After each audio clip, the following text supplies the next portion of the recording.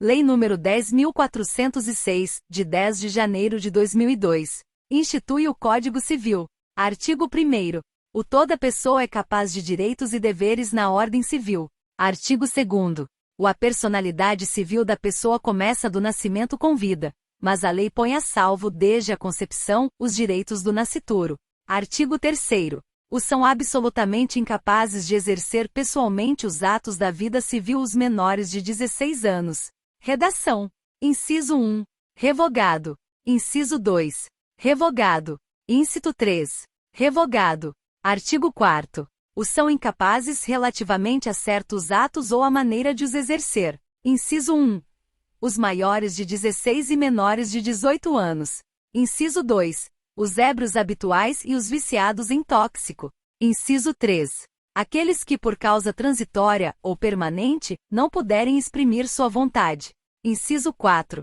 Os pródigos. Parágrafo único. A capacidade dos indígenas será regulada por legislação especial. Artigo 5º.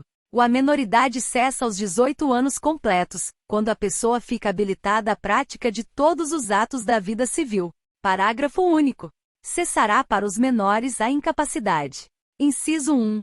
Pela concessão dos pais, ou de um deles na falta do outro, mediante instrumento público, independentemente de homologação judicial, ou por sentença do juiz, ouvido o tutor, se o menor tiver 16 anos completos. Inciso 2. Pelo casamento. Inciso 3. Pelo exercício de emprego público efetivo. Inciso 4. Pela colação de grau em curso de ensino superior. Inciso 5. Pelo estabelecimento civil ou comercial, ou pela existência de relação de emprego, desde que, em função deles, o menor com 16 anos completos tenha economia própria. Artigo 6º. A existência da pessoa natural termina com a morte, presume-se esta quanto aos ausentes, nos casos em que a lei autoriza a abertura de sucessão definitiva. Artigo 7º. Pode ser declarada a morte presumida sem decretação de ausência. Inciso 1. Se for extremamente provável a morte de quem estava em perigo de vida. Inciso 2. Se alguém, desaparecido em campanha ou feito prisioneiro, não for encontrado até 2 anos após o término da guerra. Parágrafo único. A declaração da morte presumida, nesses casos, somente poderá ser requerida depois de esgotadas as buscas e averiguações, devendo a sentença fixar a data provável do falecimento. Artigo 8º. Se 2 ou mais indivíduos falecerem na mesma ocasião, não se podendo averiguar se algum dos comorientes precedeu aos outros, presumir-se-ão simultaneamente mortos. Artigo 9º. Serão registrados em registro público. Inciso 1. Os nascimentos, casamentos e óbitos. Inciso 2. A emancipação por outorga dos pais ou por sentença do juiz. Inciso 3. A interdição por incapacidade absoluta ou relativa. Inciso 4. A sentença declaratória de ausência e de morte presumida. Artigo 10º. Far-se-á averbação em registro público. Inciso 1. Das sentenças que decretarem a nulidade ou anulação do casamento, o divórcio, a separação judicial e o restabelecimento da sociedade conjugal. Inciso 2. Dos atos judiciais ou extrajudiciais que declararem ou reconhecerem a filiação. Inciso 3. Revogado pela Lei nº 12.010, de 2009. Capítulo 2. Dos direitos da personalidade. Artigo 11º.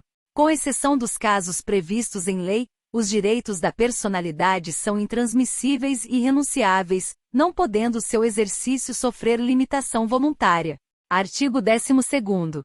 Pode-se exigir que cesse a ameaça ou a lesão, a direito da personalidade, e reclamar perdas e danos, sem prejuízo de outras sanções previstas em lei. Parágrafo único. Em se tratando de morto, terá legitimação para requerer a medida prevista neste artigo o cônjuge sobrevivente, ou qualquer parente em linha reta, ou colateral até o 4º grau. Artigo 13º. Salvo por exigência médica, é defeso o ato de disposição do próprio corpo, quando importar diminuição permanente da integridade física, ou contrariar os bons costumes. Parágrafo único. O ato previsto neste artigo será admitido para fins de transplante na forma estabelecida em lei especial. Artigo 14º. É válida com objetivo científico ou altruístico, a disposição gratuita do próprio corpo, no todo ou em parte, para depois da morte. Parágrafo único. O ato de disposição pode ser livremente revogado a qualquer tempo. Artigo 15º. Ninguém pode ser constrangido a submeter-se, com risco de vida, a tratamento médico ou a intervenção cirúrgica. Artigo 16º. Toda pessoa tem direito ao nome, nele compreendidos o prenome e o sobrenome. Artigo 17º. O nome da pessoa não pode ser empregado por outrem em publicações ou representações que a exponham ao desprezo público, ainda quando não haja intenção difamatória. Artigo 18º. Sem autorização, não se pode usar o nome alheio em propaganda comercial. Artigo 19º. O pseudônimo adotado para atividades lícitas goza da proteção que se dá ao nome. Artigo 20º. Salvo se autorizadas, ou se necessárias à administração da justiça ou à manutenção da ordem pública, a divulgação de escritos, a transmissão da palavra ou a publicação, a exposição ou a utilização da imagem de uma pessoa poderão ser proibidas, a seu requerimento e sem prejuízo da indenização que couber, se lhe atingirem a honra, a boa fama ou a respeitabilidade, ou se destinarem a fins comerciais. Parágrafo único. Em se tratando de morto ou de ausente, são partes legítimas para requerer essa proteção o cônjuge, os ascendentes ou os descendentes. Artigo 22º. A vida privada da pessoa natural é inviolável e o juiz, a requerimento do interessado, adotará as providências necessárias para impedir ou fazer cessar ato contrário a esta norma. Capítulo 3. Da ausência. Seção 1. Da curadoria dos bens do ausente. Artigo 22º. Desaparecendo uma pessoa do seu domicílio sem dela haver notícia, se não houver deixado o representante ou procurador a quem caiba administrar-lhe os bens, o juiz, a requerimento de qualquer interessado ou do Ministério Público, declarará a ausência e nomear-lhe-á curador. Artigo 23º. Também se declarará a ausência, e se nomeará curador, quando o ausente deixar mandatário que não queira ou não possa exercer ou continuar o mandato, ou se os seus poderes forem insuficientes.